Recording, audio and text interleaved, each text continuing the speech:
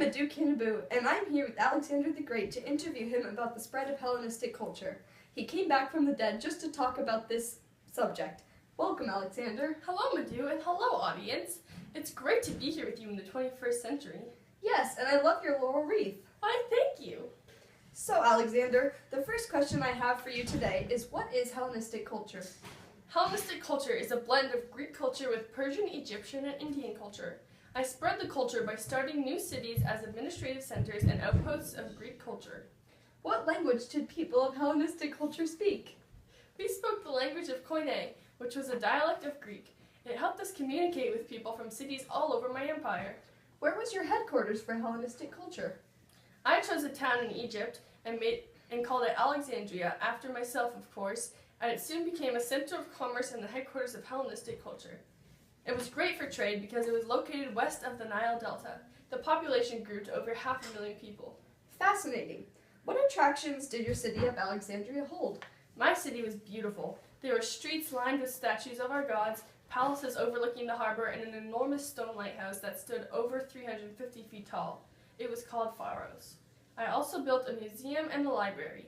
The museum was dedicated to the Muses, the goddesses of art and science. The library had over 500,000 scrolls that had many great works of literature in them. I heard your observatory was pretty successful. Tell me about that. It is true. In my observatory, one astronomer named Aristarchus discovered that the sun was at least 300 times larger than Earth, disproving what we had all thought, which was that the sun was smaller than Greece. He also thought that the Earth was at the center of the solar system. Eratosthenes, the director of my library, used geometry to find out that the Earth was between 28,000 and 29,000 miles in circumference, which is not that far off the actual size of the Earth. Wow! What advancements did Alexandria make in math and physics? A man named Euclid wrote a book about geometry called Elements. Another man named Archimedes estimated the value of pi and created the law of the lever. Will you explain the ideas of Stoicism and Epicureanism? Yes.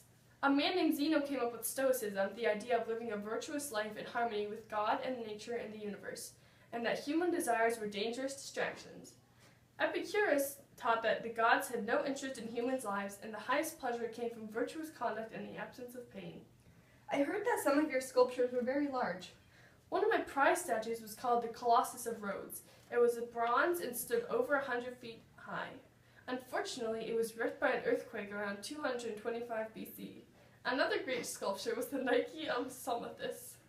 What were the styles of your sculptures like? We like to focus on realism in our sculptures. We created more natural, realistic works. Well, that's all we have for today. Join us next time when we talk about the founding of Rome. Thank you, Alexander, and thanks for watching.